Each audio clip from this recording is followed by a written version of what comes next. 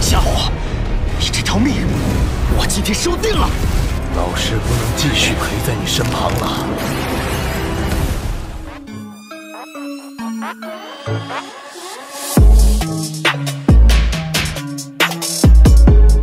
Halo para tetua, para pecinta Battle True Heavens dimanapun kalian berada. Gimana nih kabar para tetua yang selalu stay dan udah selalu meramaikan kolom komentar? Udah siap lanjut dengan perjalanan dari Mang Oyan? Kuilang gak usah pakai lama-lama lagi, kita lanjutkan perjalanannya dan selamat berimajinasi.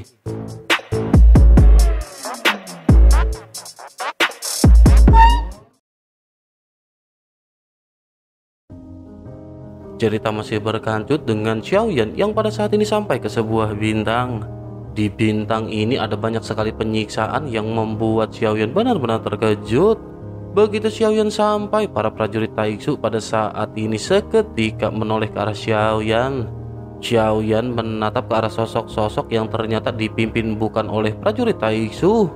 Sosok-sosok ini sepertinya menjadi kaki tangan Taixu untuk menyiksa sosok-sosok yang berada di sini. Pemimpin mereka yang merupakan langkah kelima keabadian Kaisar pada saat ini segera bertanya kepada Xiaoyan, siapakah sosok ini? Xiaoyan sedikit tersenyum dan balik bertanya apakah ia tidak tahu siapakah Xiaoyan. Orang kuat langkah kelima keabadian Kaisar benar-benar berani menjadi pemberontak dan bekerja untuk Taixu. Pria langkah kelima keabadian Kaisar tiba-tiba melonjak dengan energi dan darah, seolah-olah pada saat ini ia merasakan adanya kesenjangan kekuatan antara dirinya dan Xiaoyan. Meskipun sosoknya tampak takut, tetapi ia pada saat ini masih tetap berusaha untuk berbicara kepada Xiaoyan. Sosoknya menjelaskan bahwa mereka hanya mengikuti perintah prajurit Taixu. Jika mereka membangkang, maka para dewa Taixu pasti akan menghabisi mereka. Menanggapi hal tersebut, Xiaoyan segera dengan tegas berkata bahwa Senshi masih belum dikalahkan. Ia tidak pernah menyangka bahwa mereka benar-benar telah menjadi antek-antek Taixu. Dengan kekuatan langkah kelima, seharusnya ia merupakan orang terkuat di bintang ini. Dengan begitu, maka ia juga seharusnya menjadi penjaga dari bintang ini. Semua yang ia peroleh sekarang untuk bisa menerobos keabadian Kaisar adalah karena ia memiliki takdir dunia. Namun pada akhirnya ia mengabaikan ribuan makhluk hidup dan membantai serta menyiksa makhluk hidup di bintang ini. Ia hanya memikirkan keegoisan dari pikirannya sendiri dan bagaimana mungkin ia cocok sebagai leluhur di tempat ini. Begitu selesai berbicara, Xiaoyan segera melangkah maju dengan telapak kakinya. Api memenuhi area sekitar dan langsung seketika membuat area sekitar menjadi lautan api. Sebagian besar kultivator yang berada di sekitar tidak memiliki waktu untuk menghindar.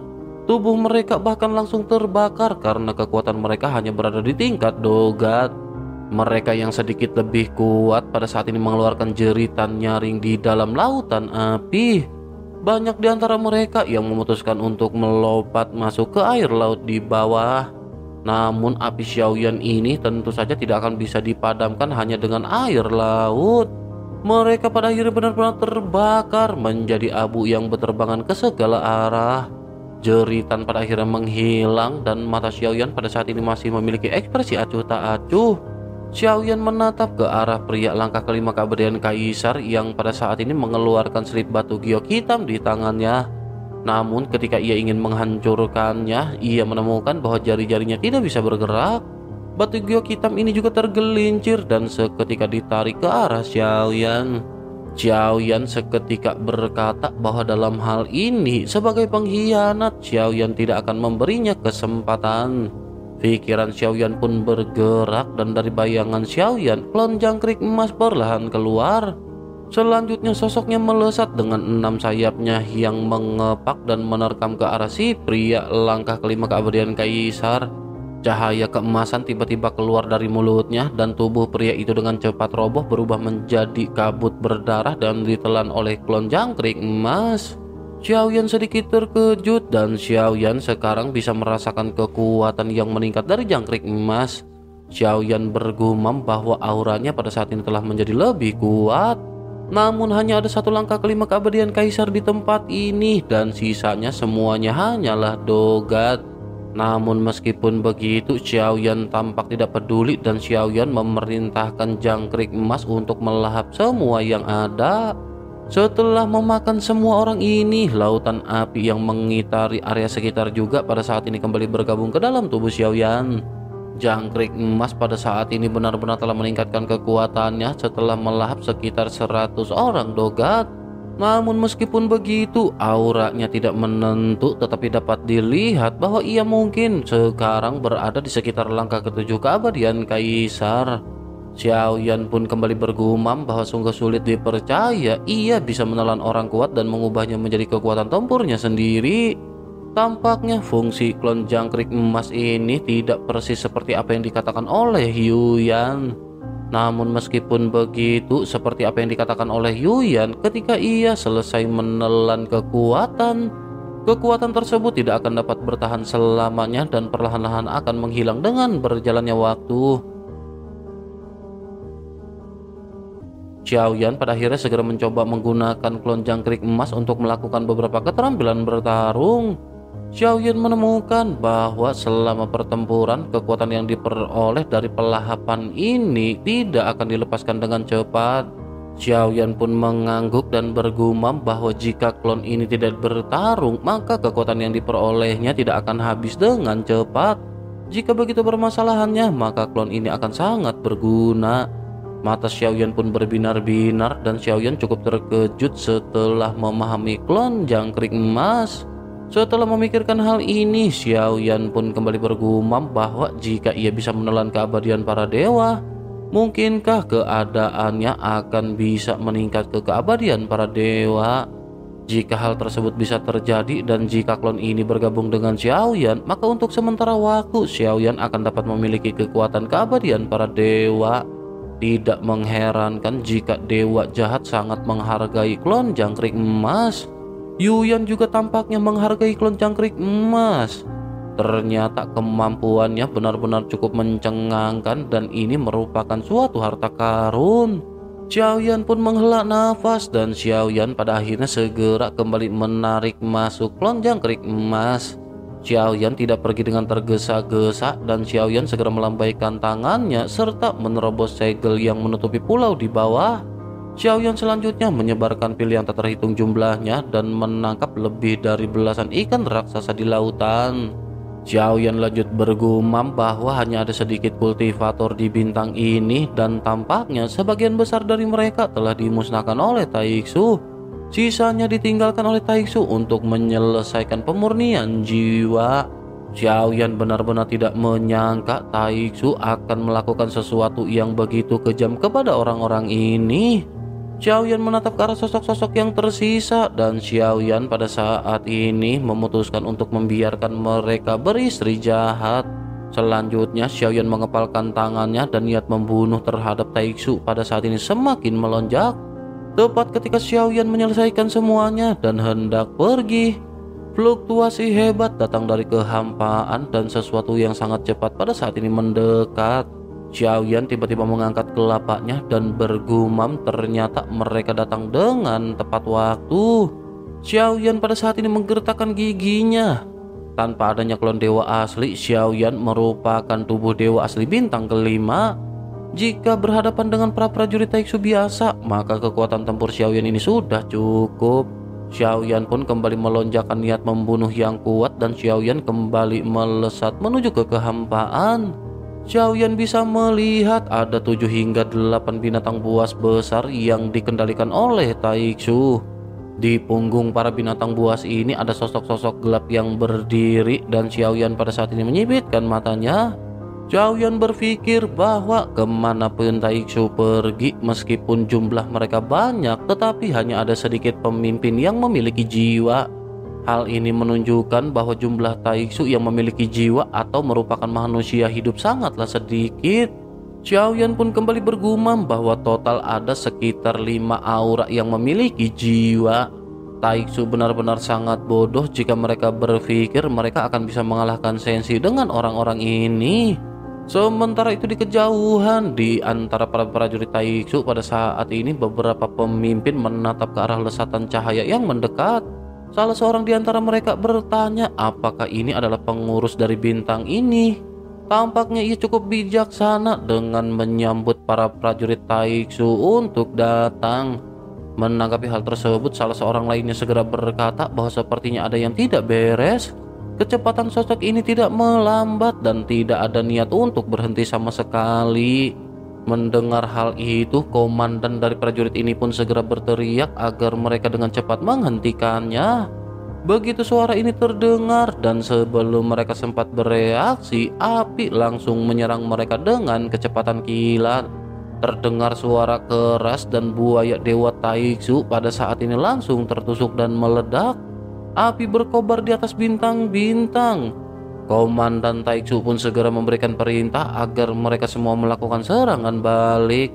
Ia benar-benar ingin melihat siapakah yang berani begitu sombong dan berani memprovokasi Taiksu. Begitu perkataan ini terdengar, para prajurit Taiksu yang tersisa yang memiliki jiwa pada saat ini seketika melakukan pengepungan. Namun sebelum mereka kembali mengambil tindakan, api pada saat ini benar-benar merangsek masuk ke kerumunan mereka. Sesaat kemudian sesosok muncul dengan membuka mulutnya untuk menelan semua kabut berdarah yang terbentuk dari sosok-sosok yang telah mokat.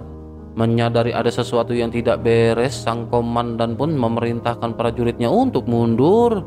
Namun apa yang mereka rencanakan pada saat ini sudah terlambat.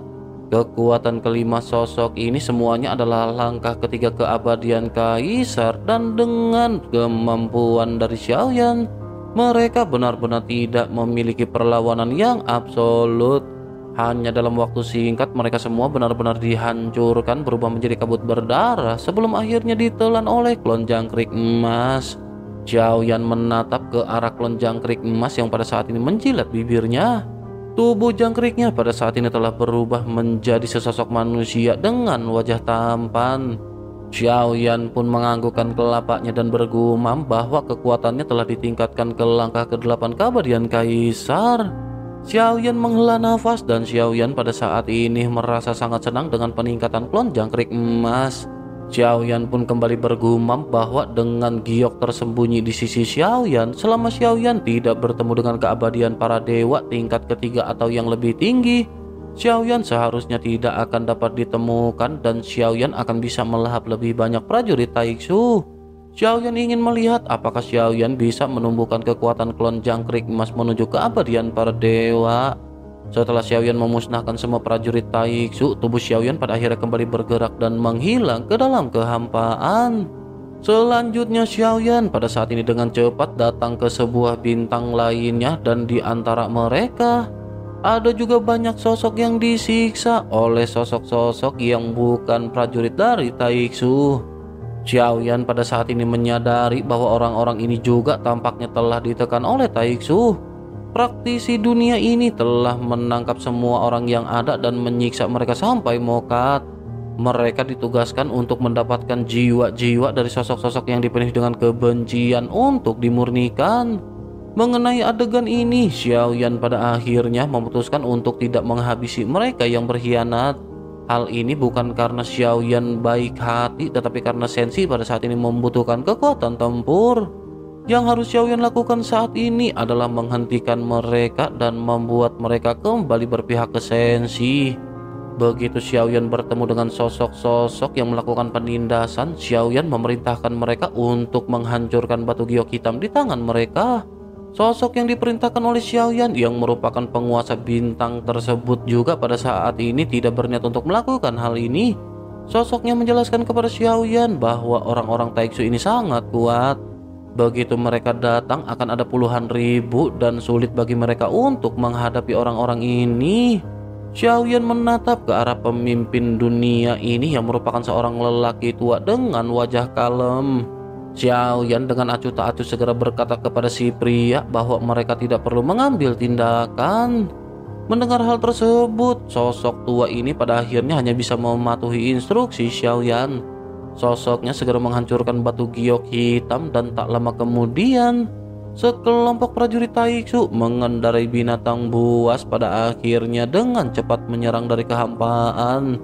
Mata Xiaoyan pun seketika memadat dan Xiaoyan segera berkata kepada sosok-sosok yang ada agar mereka semua berhati-hati. Selain itu mereka juga harus tahu bahwa para prajurit Taiksu ini bukanlah sesuatu yang tak terkalahkan. Begitu selesai berbicara, tubuh Xiaoyan seketika berubah menjadi kilatan pelangi dan bergegas ke dalam kehampaan. Kata-kata yang baru saja diucapkan oleh Xiaoyan ini menghantam hati semua orang dan mereka semua pada saat ini hanya bisa terdiam. Tidak semua orang berhati batu dan sesungguhnya tidak ada pengkhianat di tempat ini. Mereka hanya berusaha bertahan hidup di bawah tekanan dari para prajurit Taiksu. Mereka tidak memiliki kekuatan untuk melawan dan mereka pada saat ini hanya bisa berharap adanya penyelamat di pihak mereka. Sementara itu di pusat benturan, pada saat ini lautan api seketika menyebar. Adapun para prajurit Taiksu yang datang ini semuanya benar-benar rentan. Kali ini hanya ada 3 orang dengan jiwa yang muncul di antara para prajurit Taiksu. Namun meskipun begitu, salah satu di antara mereka telah mencapai langkah ke-7 keabadian Kaisar. Tetapi jika berhadapan dengan Xiaoyan yang berada di langkah ke-9, kekuatan ini benar-benar tidak akan mungkin bisa menjadi tandingan Xiaoyan. Dalam sekejap pada akhirnya semuanya runtuh dan semua prajurit Taiksu tampak melebur ke dalam nyala api di hadapan mata semua orang. Klon Jangkrik Emas juga pada saat ini menelan para prajurit Taiksu yang memiliki jiwa dan kekuatannya kembali meningkat. Xiaoyan pun kembali bergumam bahwa ini benar-benar sangat lumayan. Mereka telah mencapai langkah ke-9 keabadian Kaisar dalam waktu yang begitu cepat. Di sisi lain, melihat Xiaoyan yang membantai para prajurit Taiksu, semua orang pada saat ini seketika berlutut. Mereka telah melihat kekuatan dahsyat yang baru saja ditampilkan oleh Xiaoyan dan mereka merasa bahwa penyelamat mereka telah sampai.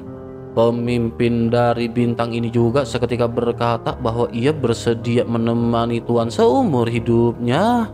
Menanggapi hal tersebut, Xiaoyan berdiri dengan tangan di belakang punggung dan seketika sedikit tersenyum. Xiaoyan lanjut bertanya kepada mereka apakah mereka mengenali Yang Mulia. Xiaoyan tidak mengucapkan apa-apa lagi dan sosok Xiaoyan pada saat ini segera bergegas berubah menjadi kilatan pelangi meninggalkan bintang ini. Kata-kata sosok tampan ini benar-benar membuat mata semua orang yang berlutut seketika gemetar. Salah seorang di antara mereka pada saat ini bergumam, apakah yang dikabarkan ini adalah benar? Bukankah kabar menyebutkan bahwa Yang Mulia adalah orang yang paling berkuasa di dunia sensi? Ada rumor yang mengatakan bahwa Yang Mulia telah lama mokat dan mungkinkah itu hanyalah gosip? Mungkinkah Yang Mulia tidak mokat sama sekali tetapi baru saja mundur dan sosoknya telah kembali? Pemimpin dari kelompok ini pun mengangguk dan bergumam sepertinya memang seperti itu. Kata-kata yang dikatakan oleh Xiaoyan ini sesungguhnya dinyatakan dengan jelas oleh Xiaoyan kepada mereka. Tidak diragukan lagi, hal ini memberi semua orang keyakinan yang kuat dan memberikan mereka harapan yang kuat. Kekuatan Xiaoyan saat ini memang tidak cukup kuat dan Xiaoyan masih belum bisa menyandang gelar Yang Mulia. Namun alasan Xiaoyan berbicara seperti itu bukan karena Xiaoyan ingin disebut dengan Yang Mulia. Xiaoyan sadar bahwa hanya dengan cara inilah orang-orang kuat di sensi dapat memiliki keyakinan di bawah keputusasaan mereka. Sementara itu kembali ke Xiaoyan yang pada saat ini kembali mengunjungi bintang lainnya. Xiaoyan kembali melakukan teknik yang sama seperti sebelumnya. Xiaoyan juga berkeliaran tidak jauh dari tempat di mana alam dewa kuno berada. Xiaoyan pada saat ini terus-menerus memperhatikan perkembangan dari klon Jangkrik Emas yang telah melahap beberapa sosok. Xiaoyan pun bergumam bahwa klon Jangkrik Emas pada saat ini telah berhenti di langkah ke-9 keabadian Kaisar. Kekuatannya masih tetap stagnan dan apakah perlu baginya untuk menelan sesosok yang berada di keabadian dewa? Xiaoyan pun menghela nafas dan Xiaoyan pada saat ini mengesampingkan permasalahan ini terlebih dahulu. Xiaoyan memutuskan untuk melihat kemampuan apa yang dimiliki oleh Jangkrik Emas setelah melahap banyak sosok. Selama periode waktu ini Xiaoyan juga telah membiarkan Jangkrik Emas menelan 5 keabadian Kaisar lagi dengan kekuatan yang sedikit lebih rendah. Tidak ada di antara mereka yang merupakan langkah kelima keabadian Kaisar dan kekuatan jangkrik emas terus-menerus stagnan. Melihat efek ini membuat Xiaoyan ingin berhenti untuk menghabisi para prajurit Taixu. Namun meskipun begitu, dengan menghilangnya banyak komandan Taixu yang memiliki jiwa, tentu saja hal ini menarik perhatian para prajurit Taixu lainnya. Pada akhirnya mereka memulai untuk membentuk tim dan melakukan pengejaran kepada Xiaoyan. Tepat ketika Xiaoyan pada saat ini melesat untuk menuju ke alam dewa kuno, sekelompok besar Taixu melesat melintas Xiaoyan. Mereka berada dalam jarak sekitar 100 meter, tetapi mereka pada saat ini tidak menyadari keberadaan Xiaoyan. Dengan giok yang bisa menyembunyikan aura, pada saat ini Xiaoyan benar-benar tidak dapat ditemukan sama sekali. Melihat hal ini, Xiaoyan pun seketika memiliki ide berani dan Xiaoyan segera mengikuti mereka. Di antara banyak sosok yang sedang berdiri di kerumunan para prajurit Taixu, Xiaoyan pada saat ini muncul di antara mereka. Sosok Xiaoyan pada saat ini tetap tidak bergerak dan Xiaoyan menggunakan Yaobeng untuk mempengaruhi Taixu di sekitar. Semakin lama Xiaoyan semakin merangsek maju menuju ke arah belasan sosok pertama yang memiliki jiwa. Mata mereka tampak mengamati sekitar dan sepertinya mereka sedang mencari sesuatu. Salah seorang di antara mereka pada saat ini berkata bahwa tidak ada jejak sama sekali yang tersisa. Pencarian mereka seperti ini dapat dikatakan seperti menemukan jarum di tumpukan jerami. Salah seorang di antara mereka mengangguk dan menjelaskan sepertinya memang seperti itu. Tetapi tidak masalah karena mereka pada saat ini hanya perlu terus mencari. Tidak menjadi permasalahan apakah mereka dapat menemukannya atau tidak. Selain itu, mereka sebaiknya memperhatikan berita yang pada saat ini disampaikan kepada mereka. Begitu selesai berbicara, sosok ini segera membuka gulungan dan berkata sebaiknya mereka melihat ini. Bukankah sosok yang berada di dalam lukisan ini sangat indah? Xiaoyan yang bersembunyi di belakang pada saat ini menoleh dan melihat ke arah gulungan tersebut.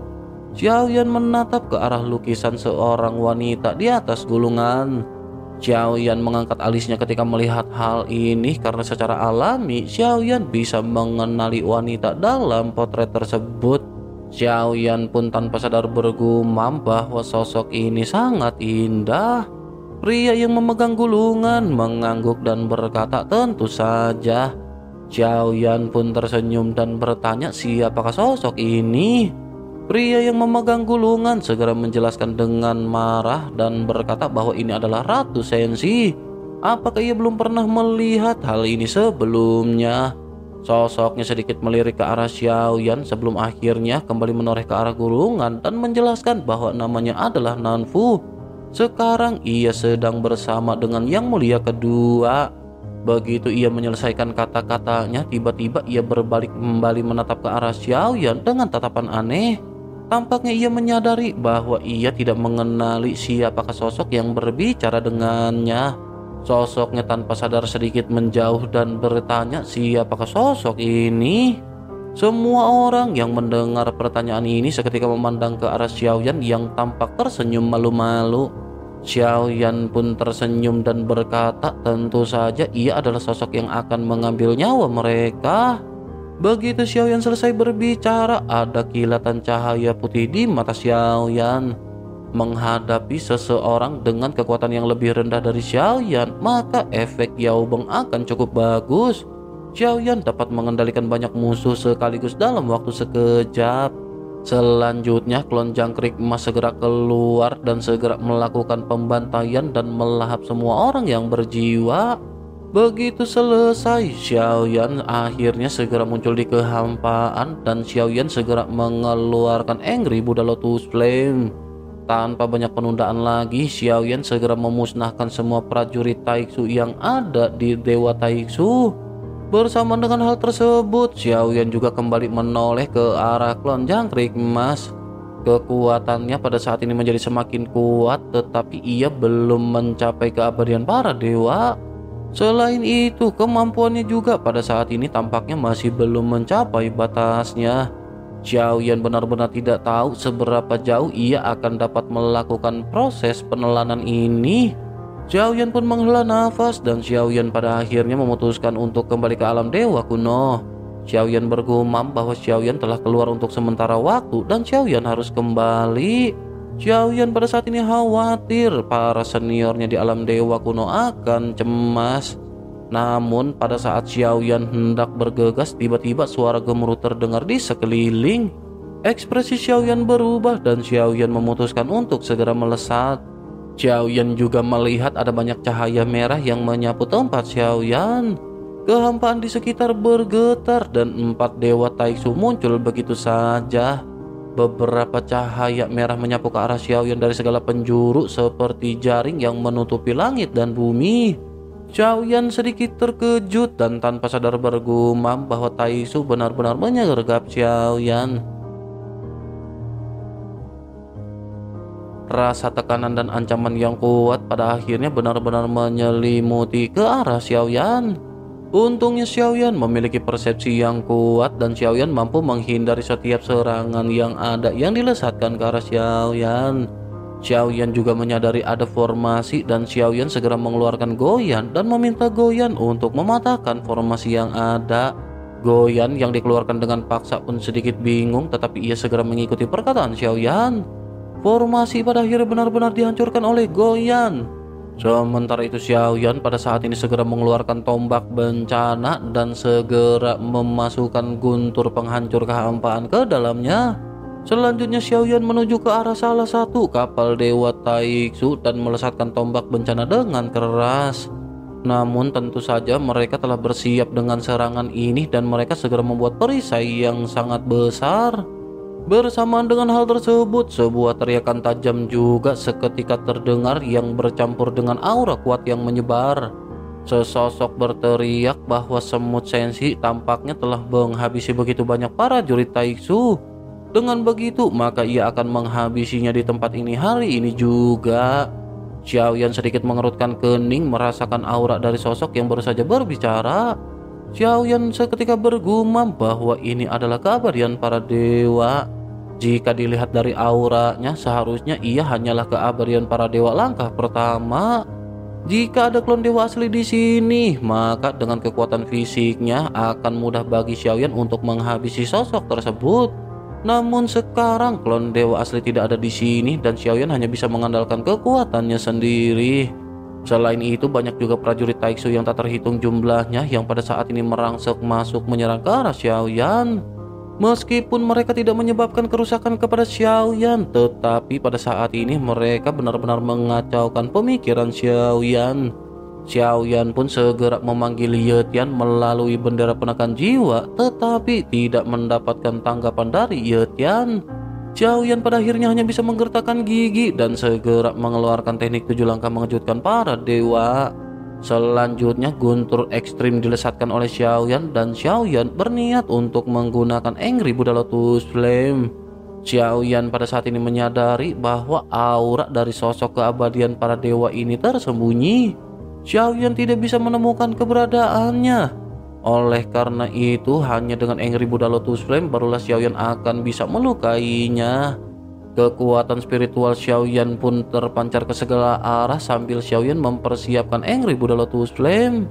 Setelah beberapa saat, Xiaoyan pada saat ini hanya bisa terus-menerus menghindar dari kejaran para prajurit Taixu sambil mempersiapkan teratai api. Begitu Xiaoyan telah siap, pada akhirnya Xiaoyan bergumam karena ia suka bersembunyi. Maka Xiaoyan pada saat ini akan memberinya hadiah yang besar. Kekuatan dari jantung api ini benar-benar tidak akan tertandingi dan Xiaoyan segera melemparkan Angry Buddha Lotus Flame 3 warna miliknya. Begitu teratai ini dilesatkan, Xiaoyan pun segera memerintahkan teratai tersebut untuk meledak. Angry Buddha Lotus Flame pun bermekaran dan menghancurkan semua yang ada di dalam api menjadi bubuk.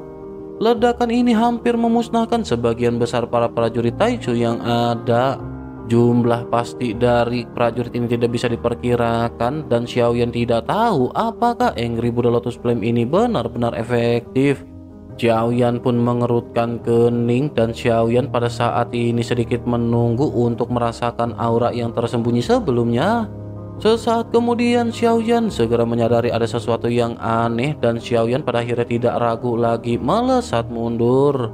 Xiaoyan meninggalkan medan perang dengan sangat cepat dan begitu Xiaoyan telah mencapai jarak yang sangat jauh, Xiaoyan pada saat ini menoleh ke belakang dan sedikit melambat hanya untuk melihat apakah Taixu mengejar Xiaoyan atau tidak. Xiaoyan pada akhirnya mengerutkan kening melihat bahwa Taixu benar-benar tidak mengejar Xiaoyan.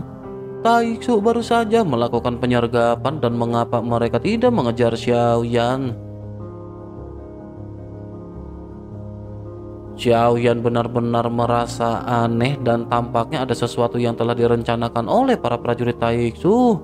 Xiaoyan pada akhirnya segera mempercepat kecepatannya sambil mengeluarkan Goyan. Xiaoyan bertanya kepada Goyan apakah yang sebelumnya mereka hadapi adalah ilusi. Goyan dengan santai berkata bahwa Xiaoyan telah menghabisi begitu banyak orang.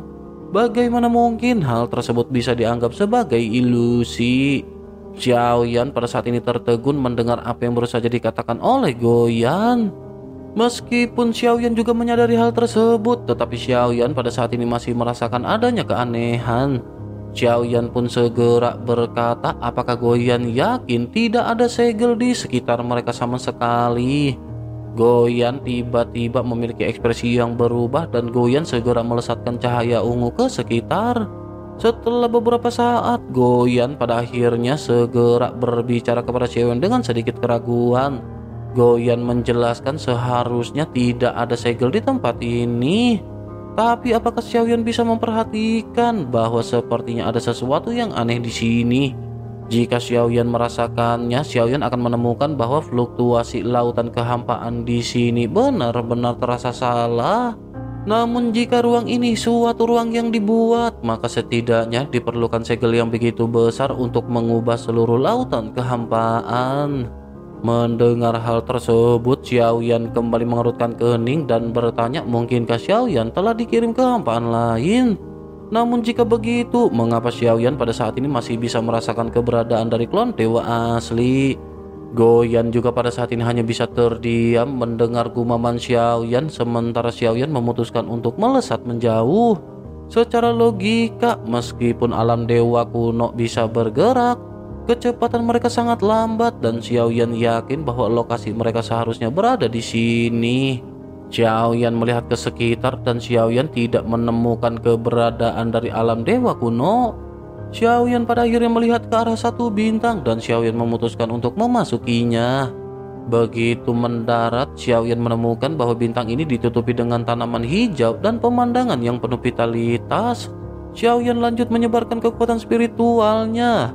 Xiaoyan mencari orang terkuat di planet ini, namun mata Xiaoyan tiba-tiba menyusut. Xiaoyan terkejut setelah merasakan bahwa tidak ada satupun kultivator di bintang ini. Doki di tempat ini juga benar-benar sangat tipis dan tidak mungkin bagi mereka untuk bisa menggunakannya. Xiaoyan pun segera melesat dan mencari kotak di mana Xiaoyan pada akhirnya kembali terkejut melihat sosok-sosok yang berada di kedalaman kotak. Tempat ini sangat aktif dengan dipenuhi banyak orang dan tampak terlihat sangat makmur. Xiaoyan pada saat ini mengerutkan kening dan bergumam bahwa ini benar-benar sangat mustahil dan apa yang telah terjadi. Tampaknya tempat ini benar-benar bukanlah Senshi karena Senshi telah diserang oleh Taixu. Mungkinkah ini adalah jebakan sebenarnya yang telah diciptakan oleh orang-orang dari Taixu sebelumnya? Mendengar hal tersebut, Goyan pun segera berkata bahwa memang ada sesuatu yang aneh di tempat ini. Tetapi sebenarnya mereka seharusnya masih berada di Senshi dan mereka pada saat ini berada di subruang. Ruang seperti itu biasanya membutuhkan sumber daya yang sangat besar untuk bisa dibangun. Xiaoyan pada saat ini menggertakkan giginya dan bergumam jika begitu permasalahannya di manakah mereka pada saat ini? Bagaimana cara mereka bisa pergi dari tempat ini? Goyan menggelengkan kelapanya dengan menyesal dan berkata bahwa ini agak sulit. Xiaoyan harus menemukan kekurangan dari ruang ini. Jika dilihat dari ukurannya, ruang ini juga sangat besar. Dengan begitu akan sangat sulit untuk mencari kelemahan dari ruang ini.